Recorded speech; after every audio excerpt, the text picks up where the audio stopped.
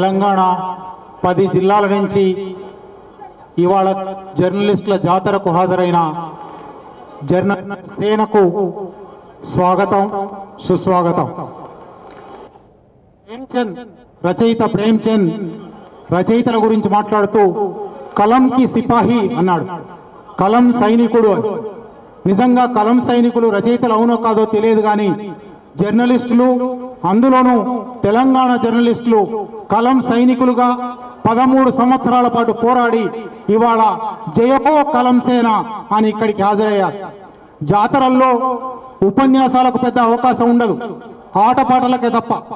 కానీ ఇవాళ ఈ జయహో తెలంగాణ జర్నలిస్టుల జాతరలో మనం భవిష్యత్తు కార్యక్రమం ఏం చేయబోతున్నాం? Telangana journalist forum, Telangana union of జర్నలిస్టుగా పరివర్తన చెంది ఏ బాధ్యతలు తీసుకోబోతున్నది, ఏ ప్రణాళిక రాసుకోబోతున్నాము, ఎటువంటి నిబంధనలు రాసుకోబోతున్నాము, ఇవాల్టి వరకు ఉన్న అన్ని జర్నలిస్ట్ యూనియన్లకు భిన్నంగా, అతీతంగా, ప్రత్యేకంగా తెలంగాణ సమాజ పునర్నిర్మాణంలో మన పాత్ర ఎట్లా నిర్వహించబోతున్నాము మనం ఇంకోసారి మే 31న మహాసభలో వివరంగా మాట్లాడుకుంటాం. ఇవాళ మాత్రం వేదిక మీద చాలా మంది పెద్దలు ఉన్నారు, చాలా మంది పెద్దలను ఆహ్వానించున్నాం మనం. కాబట్టి ఆ పెద్దల ముందర మన గురించి, మన సంస్థ ప్రణాళిక గురించి కాకుండా 4 ముఖ్యమైన విషయాలు మాత్రం ఆ పెద్దల దృష్టికి తేవలసి ఉన్నది. మన సభ్యులందరి దృష్టికి కూడా ఆ 4 విషయాలు తేవలసి ఉన్నది. తెలంగాణ జర్నలిస్ట్ ఫోరంగా 13 సంవత్సరాల పాటు మనం ఎటువంటి కష్ట నష్టాలు అనుభవించామో, ఎటువంటి పోరాటం చేశామో, ఎటువంటి త్యాగాలు చేశామో, ఎట్లా సమన్వయపరచడానికి ప్రయత్నం చేశామో అదంతా ఇప్పుడు గత చరిత్ర. ఇవాళ తెలంగాణ ఏర్పడింది, రేపు స్టేట్ గవర్నమెంట్ ఆఫ్ తెలంగాణ ఏర్పడబోతూ ఉన్నది. Telangana union of working journalist ఏర్పడింది. దీని బాధ్యతలు ఏమిటి? 4 ముఖ్యమైన బాధ్యతలు. మొట్టమొదటిది, Telangana union of working journalist ను బలోపేతం చేయవలసి ఉన్నది 10 జిల్లాలలోనూ. ఎందుకంటే తెలంగాణ జర్నలిస్ట్ ఫోరం మాత్రమే తెలంగాణ ఆకాంక్షల కోసం నిలబడ్డది కాబట్టి, తెలంగాణ ప్రజల పక్షాన నిలబడ్డది కాబట్టి. ఇంకా చాలా పెద్ద పెద్ద మాటలు చెప్పిన చాలా సంఘాలు, జర్నలిస్టుల సంఘాలు జర్నలిస్టుల పక్షాన కాదు కదా, తెలంగాణ ప్రజల పక్షాన కాదు కదా, నిలబడలేదు సరిగదా, మన మీద వెటకారాలు ప్రకటించారు. ఏం చేస్తారు? తెలంగాణ వస్తే, తెలంగాణ యూనియన్ ఏర్పాటు చేస్తే ఏం చేస్తారు? ఐమాక్స్ ను కూలగొడతారా? ఐమాక్స్ ను కూలగొట్టి యూనియన్ భవనం కట్టుకుంటారా? అనేక మాటలు మాట్లాడారు. ఇవాళ మనం గెలిచి నిలిచాం, నిలిచి సాధించాం, విజయం చూపెడుతూ ఉన్నాం. ఇవాళ వర్కింగ్ జర్నలిస్ట్ తెలంగాణ వ్యాప్తంగా 10 జిల్లాలలోనూ బలోపేతం చేయడం, ఇది మాత్రమే ఏకైక యూనియన్. ఇతర యూనియన్లు ఉన్నా కూడా అవి తెలంగాణ జర్నలిస్టుల కోసం పనిచేయవు, తెలంగాణ ప్రజల కోసం పనిచేయవు, తెలంగాణ సమాజ పునర్నిర్మాణంలో పనిచేయవు అని మనం రుజువు చేయవలసి ఉన్నది. మనం Telangana union of working journalist ను ప్రభుత్వంతోనూ యాజమాన్యాలతోనూ నిరంతర చర్చలలో, నిరంతర డిమాండ్ల సాధనలో తెలంగాణ జర్నలిస్టుల పరిస్థితి మీ అందరికీ తెలుసు. స్థానిక స్థాయిలో స్ట్రింగర్ల దగ్గర నుంచి ఎడిటర్ల దాకా ఇంతకాలము 6 దశాబ్దాల పాటు పరాయి పాలన కింద మగ్గిపోయి, పరాయి పాలనలో మన భాష వాడడానికి అవకాశం లేక, మన యాస వాడడానికి అవకాశం లేక, మన ప్రజల సమస్యలు చెప్పడానికి అవకాశం లేక మనం అణిగిపోయి ఉన్నాం. ఆ అణచివేతకు వ్యతిరేకంగా ఇవాళ ఒక ప్రతిఘటన పెళ్ళుపుకనున్నది. ఇవాళ Telangana union of working journalist ఏకైక యూనియన్ గా అన్ని యూనియన్ల నుంచి, ఇప్పుడే మనం వేదిక మీద చూసాం, ఎన్ని యూనియన్ల నుంచి రద్దు చేసుకొని, అనేక జిల్లాలు రద్దు చేసుకొని Telangana union of working journalist చేరుతున్నది. మనం ఈ మాటను అట్టడుగు జర్నలిస్టు దాకా తీసుకుపోవలసి ఉన్నది. తెలంగాణలో జర్నలిస్టుల ఉద్యోగ భద్రతను కాపాడేది, జర్నలిస్టుల పని పరిస్థితులను మెరుగుపరిచేది,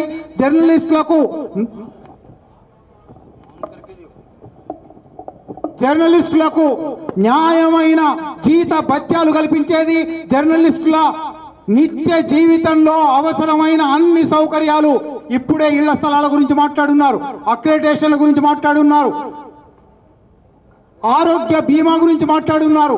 డెస్క్కు లేని అక్రిడిటేషన్ సౌకర్యాలు కూడా కల్పించాలి అని మన డిమాండ్ల పత్రం వచ్చిన్నది. ఆ డిమాండ్ల పత్రం మొత్తంగా ప్రభుత్వం ముందర పెడుతున్నది, మొత్తంగా యాజమాన్యాల ముందర పెడుతున్నది. అది మాత్రమే కాదు, ఒక్కొక్క సంస్థ లోపల ఏ సమస్యలు ఉన్నాయో అనేక మారు పేర్లతో ది వర్కింగ్ జర్నలిస్ట్ యూనియన్ 1955 ఉన్నది. కానీ ఆ 1955లో లేని డెఫినేషన్లు, కొత్త కొత్త పదవులు సృష్టించి ఆ పదవులకు జీతభత్యాలు ఇవ్వకుండా, సరైన పరిస్థితులు కల్పించకుండా యాజమాన్యాలు కుట్రలు చేస్తూ ఉన్నాయి. ఆ కుట్రలకు వ్యతిరేకంగా మాట్లాడగలిగేది ఒక్క Telangana union of working journalist మాత్రమే అని నమ్మకాన్ని, విశ్వాసాన్ని కలిగించవలసి ఉన్నది.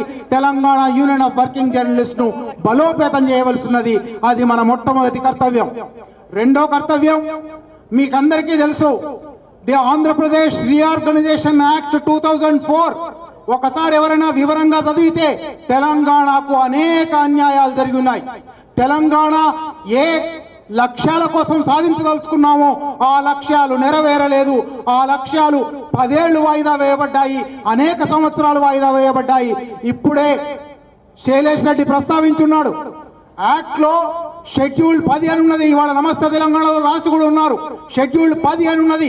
ఆ షెడ్యూల్ 10లో 107 సంస్థలు ఉమ్మడి సంస్థలుగా ఉండబోతున్నాయి. రెండు ప్రభుత్వాలు కలిసి, అంటే ఆంధ్రప్రదేశ్ ప్రభుత్వము తెలంగాణ ప్రభుత్వము కలిసి ఒక ఏడాది లోపల ఈ 107 సంస్థలను ఏం చేయాలి నిర్ణయించుకోవాలి, విభజించాలా కలిపి ఉంచాలని నిర్ణయించుకోవాలి. ఒకవేళ నిర్ణయం కుదరకపోతే, రెండు ప్రభుత్వాల మధ్య నిర్ణయం కుదరకపోతే కేంద్ర ప్రభుత్వం జోక్యం చేసుకుంటుంది అని షెడ్యూల్ 10కి రాసిన సెక్షన్ 75 చెప్తుంది. ఆ చట్టం ఎంత దుర్మార్గంగా, ఎంత అన్యాయంగా తయారైందంటే, చట్టం ఒకసారి చదవండి. ఈ షెడ్యూల్ 10 గురించి రాసిన సెక్షన్ 75లో ఈ సంస్థలు మారే వరకు, విభజించబడే వరకు ఇంతకాలము అవతలి ప్రాంతం వాళ్లకు ఏ ఫేవర్స్ అందుతున్నాయో ఆ ఫేవర్సే కొనసాగించాలి అని చట్టం రాసింది. అసలు ఫేవర్స్ అనే మాట రాయడం చట్టంలో తప్పు. రైట్స్ అని రాయొచ్చు, స్టేటస్ అని రాయొచ్చు, ప్రివిలేజెస్ అని రాయొచ్చు. ఫేవర్ అంటే తప్పనిసరిగా అనవసరమైన ప్రయోజనాలు అని అర్థం, లాభాలు అని అర్థం. కేవలం హక్కులని కాదు, అవతలి వాళ్లకు ప్రయోజనాలు కల్పించడానికి, అనవసర ప్రయోజనాలు కల్పించడానికి చట్టం హామీ ఇస్తున్నది. ఈ చట్టానికి వ్యతిరేకంగా తెలంగాణ సమాజాన్ని జాగృతం చేయవలసిన బాధ్యత కూడా టీయూజే మీదనే ఉన్నది. మూడోది, ఇది తాత్కాలిక స్వల్పకాలిక కర్తవ్యం అయితే, దీర్ఘకాలిక కర్తవ్యం తెలంగాణ పునర్నిర్మాణంలో భాగం పంచుకోవడం. తెలంగాణ పునర్నిర్మాణం, నీటిపారుదల సౌకర్యాలు ఎట్లా జరగాలి, ప్రాథమిక విద్య ఎట్లా పెరగాలి, వ్యవసాయ అభివృద్ధి ఎట్లా జరగాలి, పారిశ్రామిక అభివృద్ధి ఎట్లా జరగాలి, ఉద్యోగ కల్పన ఎట్లా జరగాలి, ప్రతి వారికి ఆరోగ్యం ఎట్లా అందాలి, ప్రతి గ్రామానికి రవాణా సౌకర్యం ఎట్లా అందాలి, అటువంటి అనేక అంశాలు 6 దశాబ్దాల పాటు ఏ హక్కులు ఉల్లంఘించబడ్డాయో, ఏ న్యాయం దొరకలేదో, ఏ నిర్మాణం జరగలేదో ఆ పునర్నిర్మాణానికి అందరికన్నా ఎక్కువగా బాధ్యత వహించవలసింది, ముందు నిలబడవలసింది, రాయవలసింది, రాజకీయ నాయకత్వాన్ని కూడా నిలదీయవలసింది మనం మాత్రమే, Telangana union of working journalist సభ్యులు మాత్రమే. ఇది మన మూడో కర్తవ్యం, మన దీర్ఘకాలిక కర్తవ్యం. నాలుగో కర్తవ్యం బహుశా ఇవాల్టి నుంచే ప్రారంభించవలసింది, ఇప్పుడు నా ఉపన్యాసంలో కూడా ప్రారంభం కానిది, తెలంగాణ భాషకు, సంస్కృతికి, సాహిత్యానికి, చరిత్రకు స్థిరీకరణ కల్పించడం, పోయిన గౌరవాన్ని తిరిగి సంపాదించడం, మన భాషలో మనం మాట్లాడడం, మన భాషలో మనం రాయడం, మన సాహిత్యాన్ని, మన చరిత్రను, మన సంస్కృతిని గౌరవించడం. ఎట్లాగైతే ఉద్యమ క్రమంలో బతుకమ్మను మళ్ళీ పునఃప్రతిష్ఠించామో, బతుకమ్మకు పూర్వ గౌరవం ఇచ్చామో, అట్లా మన భాషకి ఇవ్వవలసి ఉన్నది, మన అమరవీరులకు ఇవ్వవలసి ఉన్నది, మన ఉద్యమానికి ఇవ్వవలసి ఉన్నది. ఆ అసర్షన్ కూడా తెలంగాణ జర్నలిస్టు సమాజమే తప్పనిసరిగా చేయవలసిన, తలకెత్తుకోవలసిన కర్తవ్యం. ఆ కర్తవ్యం కూడా Telangana union of working journalist సభ్యులందరూ తీసుకుంటారని, సభ్యులు మాత్రమే కాదు, ఇప్పటికీ సభ్యులు కాని Telangana union of working journalist కు దూరంగా ఉన్న దళారీ సంస్థలలో ఉన్న, జర్నలిస్టు వ్యతిరేక సంస్థల్లో ఉన్న, యాజమాన్య సంస్థలలో ఉన్న జర్నలిస్టు మిత్రులను కూడా, ఆ నాయకత్వాలు దళారీలు కావచ్చు, సభ్యులు మన సోదరులే, వాళ్ళందరినీ కూడా టీయూడబ్ల్యూజేలోకి తేవలసిన కర్తవ్యం మనదే. ఈ కర్తవ్యానికి పునరంకితమై ఆ దీక్షతో ఇక్కడి నుంచి తిరిగి వెళ్తారని ఆశిస్తూ జై తెలంగాణ, జై తెలంగాణ, జోహార్ తెలంగాణ అమరవీరులకు, జోహార్ తెలంగాణ అమరవీరులకు.